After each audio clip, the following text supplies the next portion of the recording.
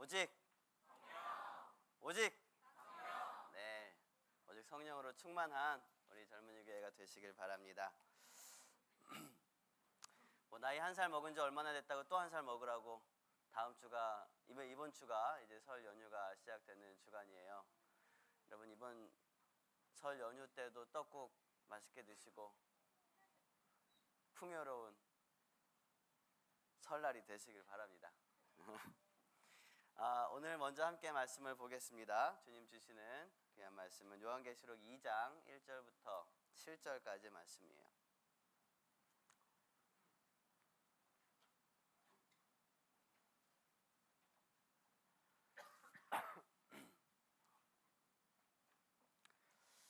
우리 함께 그때 제가 한 절 읽고 여러분 한 절 읽고 교독하고 마지막 절은 함께 읽도록 하겠습니다. 제가 먼저 읽겠습니다.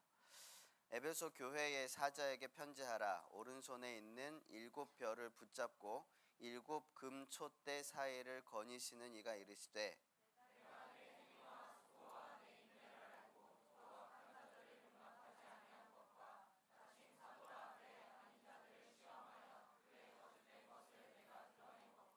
또 내가 참고 내 이름을 위하여 견디고 게으르지 아니한 것을 아노라.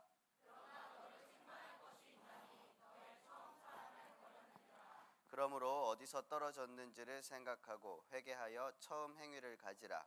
만일 그리하지 아니하고 회개하지 아니하면 내가 내게 가서 내 촛대를 그 자리에서 옮기리라.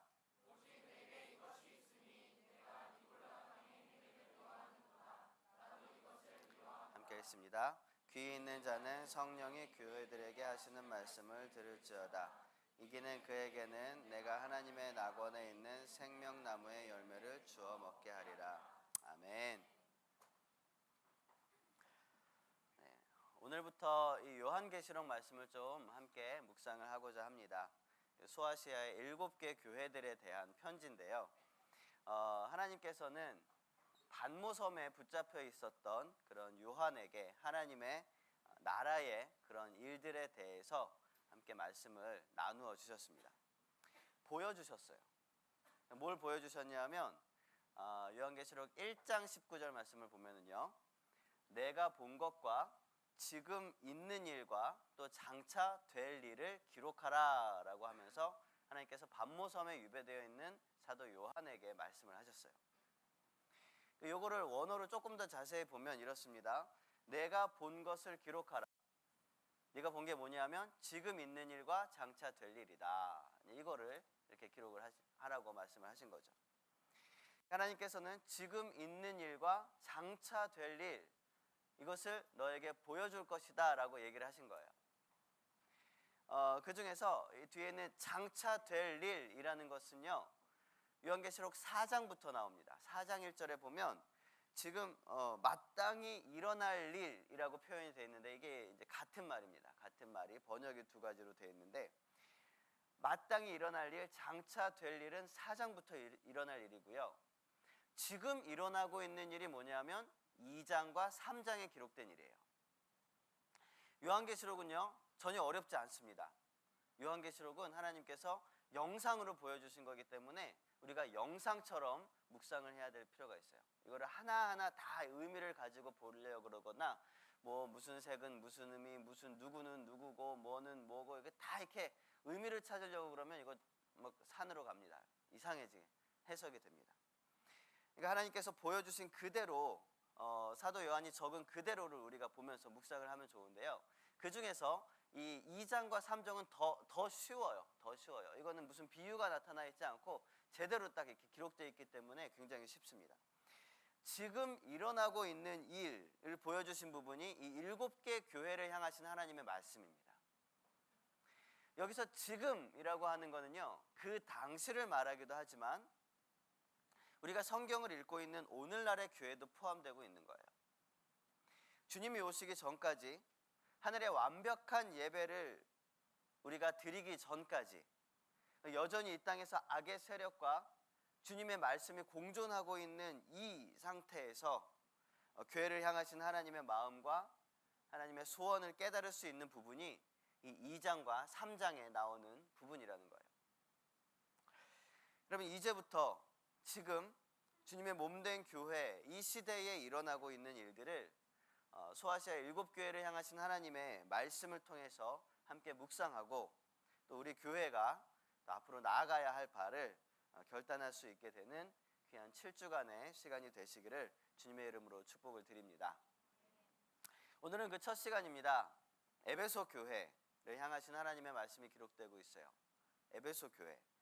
에베소 교회를 향해서는 우리가 오늘 방금 말씀에서 읽었지만 굉장히 칭찬을 많이 하고 계십니다. 칭찬이 굉장히 많이 나와요. 어떤 칭찬들이 있습니까? 행위와 수고와 인내를 칭찬을 하고 있고요. 그 뒤에 보면 악한 자들을 용납했어요? 용납하지 않았어요? 용납하지 않았습니다. 자칭 사도들을 시험해서 무엇을 드러냈습니까? 거짓된 것들을 다 드러냈습니다. 그리고 참기도 하고 견디기도 하고 또 게으르지도 않았습니다. 굉장히 칭찬이 많아요. 저 뒤에 가보니까 니골라당의 행위를 미워하는 것도 칭찬하고 계십니다. 이게 굉장히 많은 칭찬들을 하고 계신데요. 이 칭찬이 구체적인 것들, 그리고 반복되고 있는 것들을 좀 이렇게 뽑으면 정확하게 이런 내용을 가지고 칭찬을 하십니다. 진리를 왜곡시켰던 이단자들의 거짓을 드러낸 것에 대해서 구체적으로 찝어서 칭찬을 하고 계신 거예요. 진리를 왜곡시킨 이단자들의 거짓을 드러냈다. 누가요? 에베소 교회가. 잘 따라하고 있군요. 좋습니다. 에베소 교회가 이렇게 진리를 잘 지켰다, 이것을 칭찬하고 있는 거예요. 그 당시에 초대교회는 목회자라는 개념이 없었습니다. 주님의 사도들이 세워졌죠. 12사도들이 있었죠. 그리고 사도 바울이 있었죠.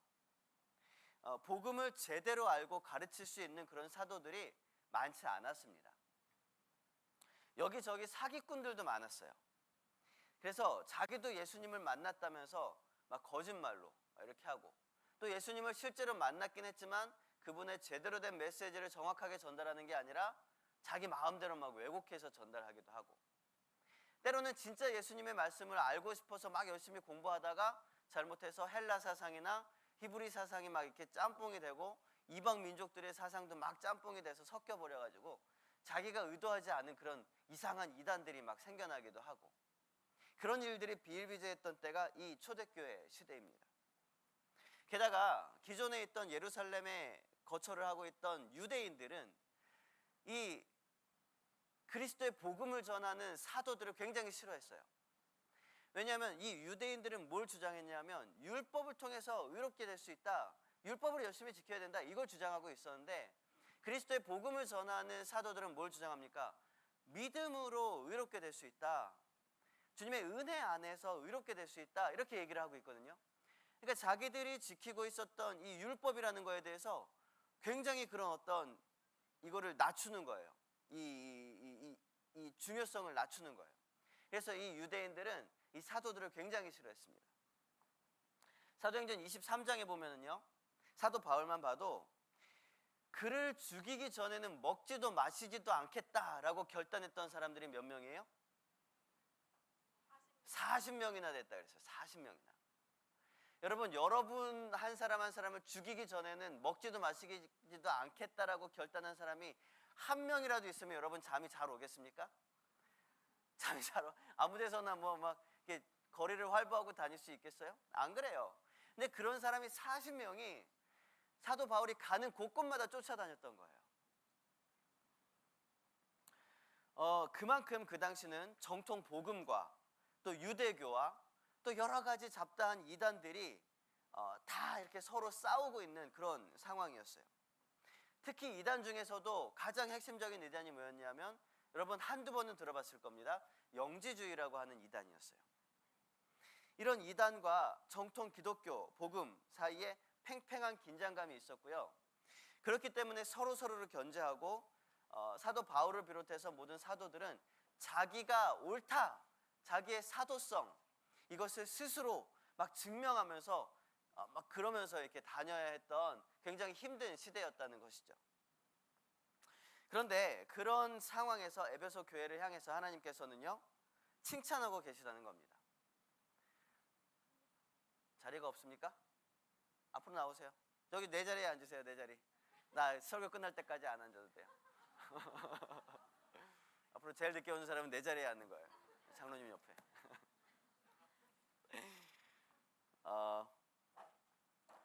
그런데 이 에베소 교회에 대해서 하나님께서 칭찬을 하신 게 그런 어려운 상황 속에서도 이단도 많고 유대교의 어려운 그런 박해도 있고 그럼에도 불구하고 진리를 잘 지켰다. 거짓된 것을 그냥 외면하고 차단한 것에서 끝인 것이 아니라 거짓된 것을 잘 드러냈다. 잘 드러냈다. 우리가 거짓된 것을 드러내기 위해서는 복음을 제대로 알고 있어야 돼요. 그래야지만 거짓된 것을 드러낼 수가 있거든요. 우리도 신천지나 하나님의 교회나 그런 이단들이 있습니다. 이 안에서도 분명히 있을 거예요. 여러분 신천지 한번 손 들어보십시오. 파송받고 오신 분 없습니까? 하나님의 교회 없어요? 저희 머리 긁고 있는 창현이 아니죠? 머리 긁는 거죠? 가려서. 네. 네. 혹시 신천지나 하나님 교회 있으면요, 오늘까지만 좀 은혜 받고 다음 주부터는 오지 마십시오. 여기는 이단을 받지 않습니다. 여러분 다시 예수님 안에서 제대로 된 믿음을 가지시길 바랍니다. 방금 아멘 하신 분들 네, 정신을 잘 차려야 됩니다. 그리고 이제 다음 주에 안 오시는 분들 잘 체크를 하도록 하겠습니다. 그런데 이런 신천지나 하나님의 교회나 이런 이단들을 우리가 쫓아낼 수는 있습니다.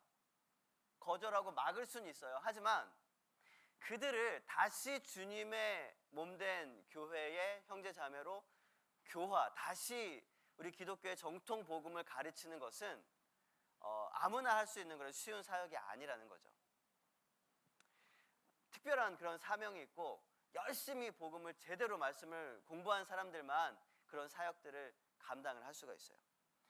그러니까 에베소 교회는 그런 교육이 너무나 잘 돼 있었다는 겁니다. 말씀 교육이 너무나 제대로 잘 세워져 있었다는 거예요. 사실 사도 바울도요, 가장 마음을 썼던 교회가 이 에베소 교회입니다. 사도 바울은요, 에베소에서 3년 동안 머물었어요.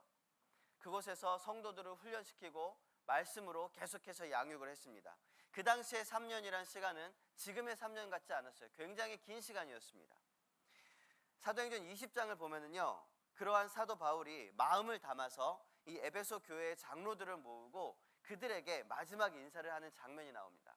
이건 3차 전도 여행이 끝나고 돌아오는 길에 에베소에 직접 들리진 못하고 에베소 장로들을 가까운 곳으로 불러서 내가 이제 당신들을 마지막으로 보는 것 같습니다. 이제 내가 예루살렘으로 들어가면 죽음의 길을 가야 될 것 같습니다. 라고 하면서 마지막으로 설교를 했던 것이 이 사도행전 20장 말씀이에요. 거기에 보면 몇 가지를 당부를 하고 있는데요. 그 중에서 28절 말씀을 보면요, 우리 같이 한번 읽어볼까요? 시작.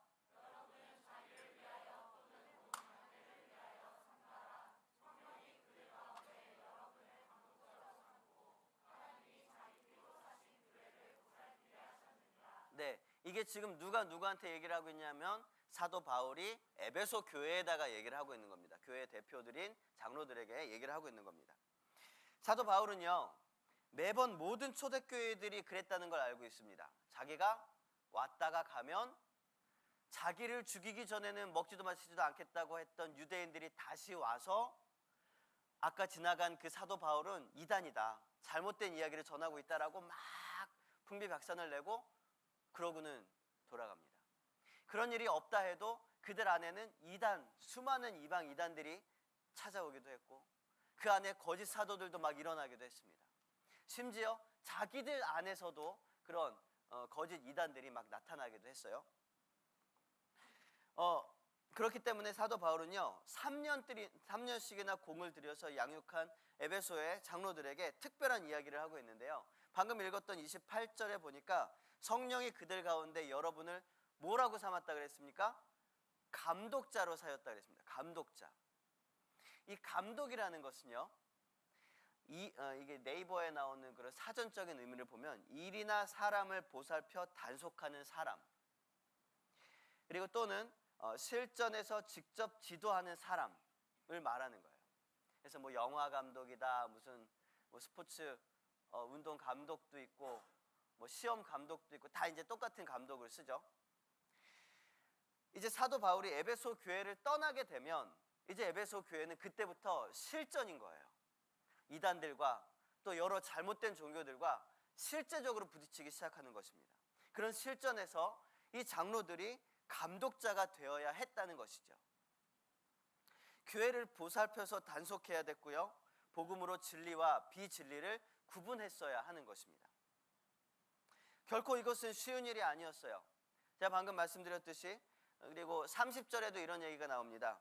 사도 바울은 여러분 중에서도, 그러니까 그가 3년 동안 열심히 공을 들여서 가르쳤던 그 에베소에 있는 성도들 중에서도 이단자들이 나온다는 것입니다.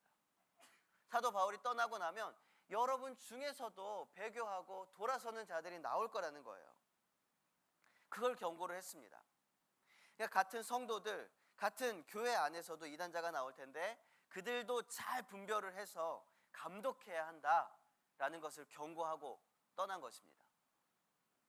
이 경고는 결코 무색하지 않았습니다. 이보다 훨씬 전에 있었던 일인데요. 초대교회에서 구제와 접대를 위해서 세운 직분자들이 있었어요. 사도행전 6장에 보면은요, 이 세워진 직분자들 7 집사들의 기준이 나오는데 그 기준이 뭡니까? 성령과 무엇이? 지혜가 충만하여 무엇을 받아요? 칭찬을 받아요. 많은 사람들에게도 인정받는 사람을 세웠다는 거죠. 이게 누구냐면 7명의 집사님들입니다. 7 집사를 세워요. 그 7명이 누구냐면 스데반, 우리가 잘 알고 있죠. 스데반, 빌립, 브로고로, 니가노르, 디몬, 바메나, 그리고 마지막 한 명이 니골라였습니다. 니골라. 이 니골라는요, 처음에 사도들에 의해서 초대교회의 집사로 세워진 사람이었어요. 어마어마했죠. 그 당시에는 하루에 막 설교를 했는데 3,000명씩 회복을 하고 돌아옵니다. 그런 상황에서 7명의 집사로 세워졌다는 건 굉장히 성령으로 은혜로 충만한 사람이었다는 거죠. 말씀으로 굳건히 세워졌다는 사람인 거예요. 근데 그 니골라가 처음에는 그런 초대교회의 집사로 세워졌는데요, 그 자리가 결국은 그를 패망으로 이끌고 말았습니다. 나중에 이 니골라는요, 당을 짓습니다. 그래서 너네 복음을 고르지 말고 네가 골라. 그래서 이제 니골라가 된 거예요. 니골라 당을 지은 겁니다. 교회를 분열시킨 거예요. 누가요? 우리가 오늘 본 본문 중에 있습니다. 니골라 당. 에베소 교회가 니골라 당의 행위를 좋아했다고 미워했다고요? 미워했다. 예수님도 니골라 당의 행위를 미워했다. 니골라는 누구였어요? 처음에 초대교회 7 집사 중에 한 명이었습니다. 그 타락을 한 겁니다. 니골라 당의 행위는요, 이스라엘 자손들에게 우상의 제물을 먹게 하고 행음하게 했습니다. 얼마나 귀가 솔깃했겠습니까? 그리스도인으로서 우상 숭배하지 않고 행음하지 않겠다고 결단을 했는데, 그래도 돼, 네가 네 맘대로 골라서 들어가도 돼, 이렇게 얘기를 한 거예요. 니골라 당. 얼마나 귀가 솔깃했겠습니까? 믿음으로 구원을 얻는 거기 때문에 너희들의 행위는, 너희들의 육신은 괜찮아, 조금 타락해도 괜찮아 라고 이야기했던 자들이 영지주의의 뿌리를 둔 니골라 당이었다는 거예요. 요한계시록 여기 2장에 보면 발람의 사상을 따르는 것, 또 이세벨을 따르는 것, 다 비슷한 이야기들입니다. 영지주의의 뿌리를 둔 이단 사상이에요. 사도 바울은 그러한 부분을 경계하고 진리를 수호할 것을 부탁을 한 겁니다. 그런데 여러분, 에베소 교회가 그것을 잘했습니까? 못했습니까? 잘했어요. 오늘 계시록 말씀 보니까 이 어려운 일임에도 불구하고 주변의 다른 교회들은 막 휘둘리고 막 넘어지고 분열되고 막 그랬음에도 불구하고 에베소 교회는 잘했다고 칭찬을 받는 거예요. 네가 니골라 당의 행위를 미워하는도다, 나도 이것을 미워하노라. 여러분, 우리도 하나님이 미워하시는 것을 미워하고 하나님이 기뻐하시는 것을 기뻐할 수 있게 되시기를 주님의 이름으로 축복을 드립니다. 그러나 하나님께서 에베소 교회를 향해서 책망하신 것이 있어요. 뭐냐면, 진리는 지켰지만 처음 사랑을 잃어버렸다. 처음 사랑을 잃어버렸다고 책망을 하고 계신 거예요. 하나님께서는요, 사랑과 진리가 둘 다 충만한 교회를 원하시는 거예요. 사랑과 진리가 둘 다 충만한 교회를 원하시고 사랑과 진리가 공존하는 교회를 원하시는데, 진리를 지키느냐고 사랑이 무너져 버린 이 에베소 교회를 보시면서 하나님께서 안타깝게 책망하고 계시더라는 거죠. 그러면 어떻게 하면 사랑과 진리가 충만한 교회, 사랑과 진리가 공존하는 그런 교회가 될 수 있을까? 우리가 사랑과 진리가 공존하는 그런 교회의 특징을 간단하게 좀 살펴보도록 하겠습니다. 가장 첫 번째는요, 사도행전에서 우리가 그 힌트를 얻을 수가 있습니다. 아까 우리가 읽었던 사도행전 20장 말씀, 그런데 우리 32절 말씀을 좀 함께 읽어보도록 하겠습니다. 시작.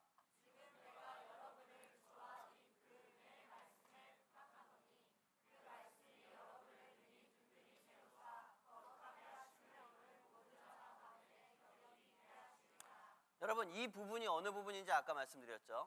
에베소 교회를 떠나면서 에베소 교회에 들리진 않았어요. 어쨌든 에베소의 교회 대표들을 모아서 사도 바울이 그 사랑하는 성도들에게 마지막 권면을 하고 있는 장면입니다. 근데 좀 이상합니다. 여러분, 상식적으로 한번 생각해 보면 에베소 교회의 장로들에게 마지막 인사를 하면 이런 식으로 얘기를 해야 될 것 같아요. 여러분, 주님의 몸된 교회를 잘 부탁합니다. 교회를 잘 치료해 주시고 든든하게 잘 세워주시기를 부탁을 드립니다. 여러분들이 교회 기둥입니다.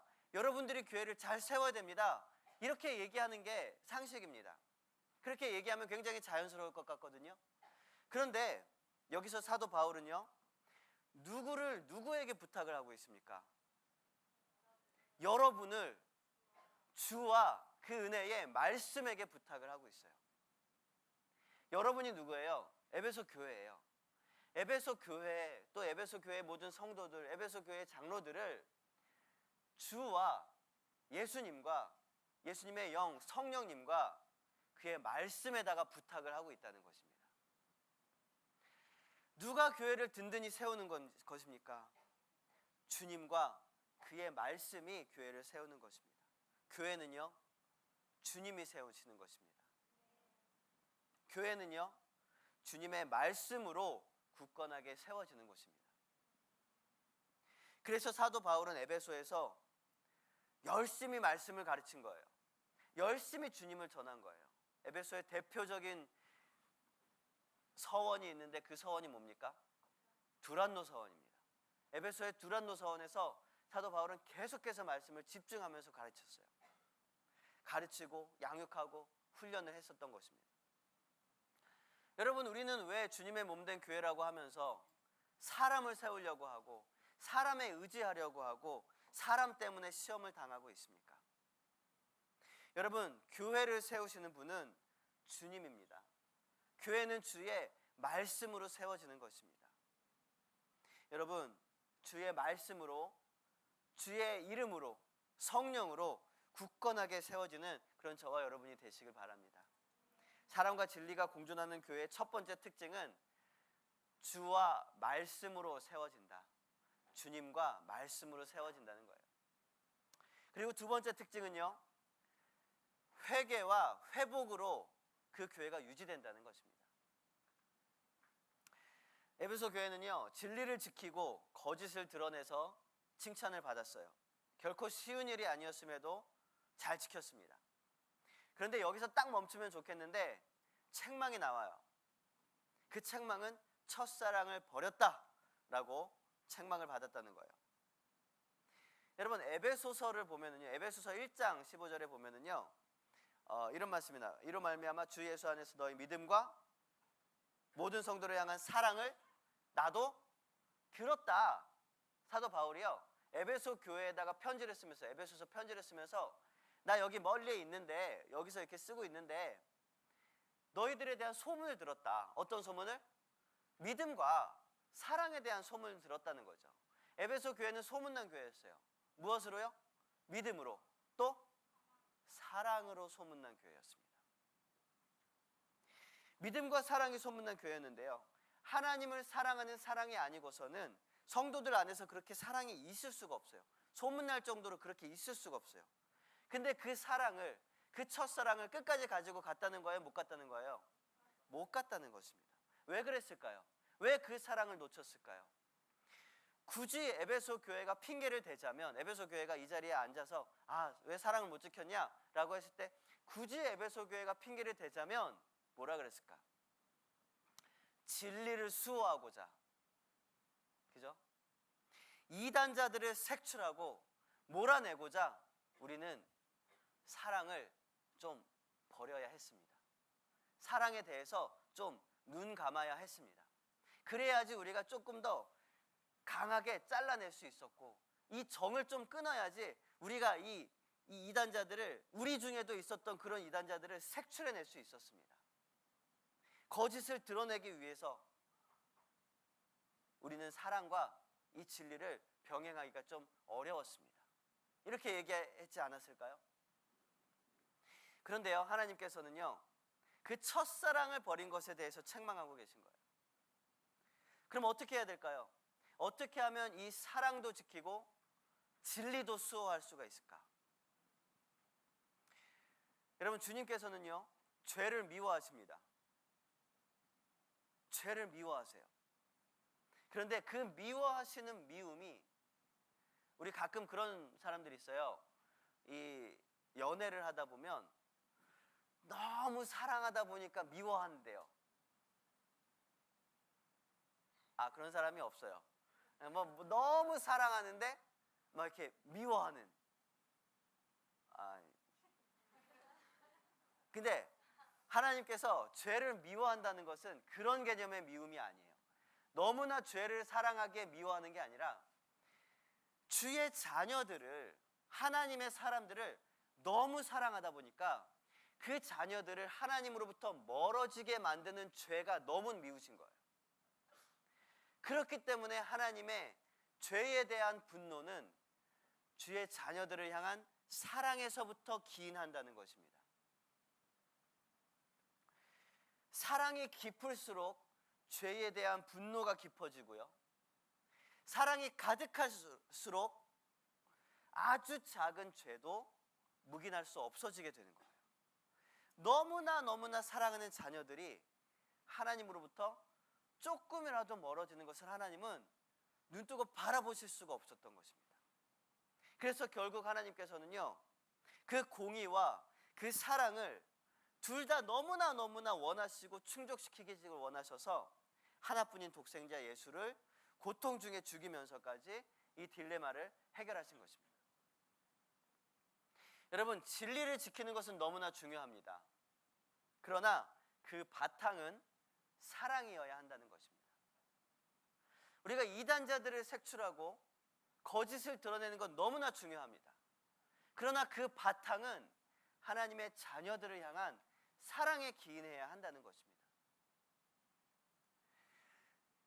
그 사랑으로부터 흘러나와서 진리를 지키는 것, 그것이 바로 주님의 몸된 교회 안에서의 사랑과 진리를 둘 다 지킬 수 있는 방법이라는 것이에요. 그런데 만약에 우리가 에베소 교회처럼 이렇게 첫사랑을 잃어버렸다, 그러면 어떻게 해야 될까요? 오늘 본문 5절 말씀에 보면은요, 방법이 나옵니다. 우리 같이 읽어봅시다. 5절입니다. 시작.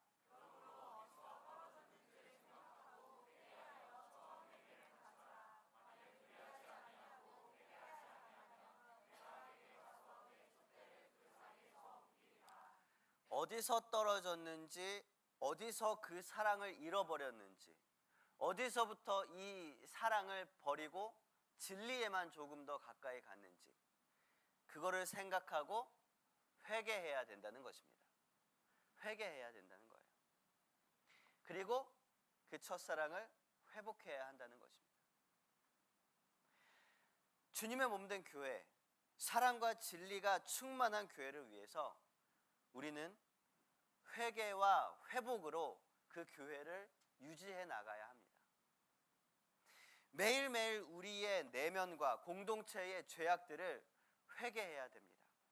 매일매일 하나님을 향한 사랑과 성도들 간의 사랑을 회복해야 됩니다. 우리는요, 가만히 있으면 참 신기합니다. 가만히 있으면 더러워집니다. 특별한 더러운 짓을 안 해도 가만히 있으면 지저분해져요. 뭐 밖에 나가서 뭐 하루 종일 뭐 특별한 막 흙을 만지거나 더러운 일 안 해도 집에 와서 손 이렇게 씻어보면 굉장히 더럽습니다. 우리 집이나 사무실이나 여러분들의 방 가만 두면은요, 희한하게 더러워집니다. 일부러 어지르거나 막 쏟거나 그러지 않는데 일주일만 청소 안 하고 가만 두잖아요. 왠지 모르지만 더러워집니다. 일부러 자기가 시간을 들이고 공을 들여서 방을 청소해야 돼요. 사람이 안 들어가도 심지어 먼지가 쌓여요. 이상합니다. 가만히 있으면 더러워집니다. 그런데 우리도 마찬가지예요. 영적인 상태도 그렇습니다. 우리가 아무런 노력도 하지 않고 죄도 짓지 않는 반면에 하나님 앞으로 나아가지도 않는다. 가만히 있고 그냥 가만히 있는다. 그러면 우리는 어떻게 됩니까? 영적으로 점점점 더러워지게 돼 있어요. 그래서 우리는 매일매일 회개하고 매일매일 씻어내야 되는 것입니다. 하나님의 사랑을 회복해야 되는 거예요. 그것이 사랑과 진리의 교회를 건강하게 유지해 나가는 그런 방법, 두 번째 방법인 것입니다. 사랑과 진리로 충만한 교회의 세 번째 특징은요, 생명나무의 열매를 상급으로 얻게 된다라는 것입니다. 우리 7절 말씀을 함께 읽어봅시다. 시작.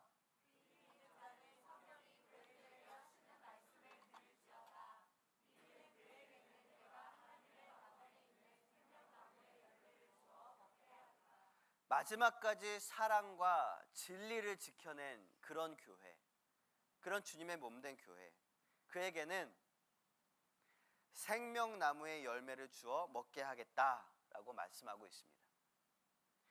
여러분, 창세기 3장에 보시면요, 태초에 하나님께서 아담과 하와에게 에덴 동산을 만들어 주셨죠. 아담과 하와를 거기다 두셨는데 아담과 하와에게 허락하지 않으신 나무가 있습니다. 선악과. 근데 정확히 보면은요, 그 선악과와 그 바로 옆에 뭐가 있었냐면 생명나무가 있었어요. 근데 성경에 보면 이 나무를 이제 단수를 얘기를 해요. 나무 한 그루로 얘기를 하는데 거기에 보면 그러니까 제 생각에는 그런 것 같아요. 크게 뿌리는 같지만 이게 두 개의 나무가 이렇게 자라고 있었던 것 아닌가, 원어로 보면. 그래서 하나는 생명나무, 열매가 열리는 생명나무, 또 하나는 선악을 알게 하는 열매가 열리는 선악과, 쉽게 얘기하면 우리가 소위 말하는 선악과 나무. 근데 아담과 하와가 가서 뭐를 먹었어요? 선악과를 먹었습니다. 하나님께서 그것을 보시고는 뭐라고 얘기하시냐면, 보라, 이 사람이 선악을 아는 일에 우리 중 하나와 같이 되었으니 그가 손을 들어 생명나무 열매도 먹고 영생할까 하노라. 이걸 먹으면 어떻게 된다는 겁니까? 영생한다는 겁니다. 그러면 선악과 먹고 나서 영생하게 되면 어떻게 되는 거예요? 영원히 죄인이에요.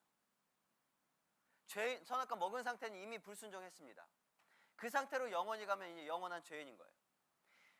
자, 이럴까봐 하나님께서 어떻게 됐냐면, 여호와 하나님이 에덴 동산에서 그를 내보내어 그의 근원이 된 땅을 갈게 하셨다. 내보냈다는 것은 생명나무 열매를 못 먹게 했다는 것입니다. 그리고 정확하게 보면 천사들이 와서 에덴 동산을 불칼을 들고 지키기 시작하는데요, 그 길목을 뭐라고 표현하냐면 생명나무로 가는 길을 막게 했다라고 얘기를 하는 거예요.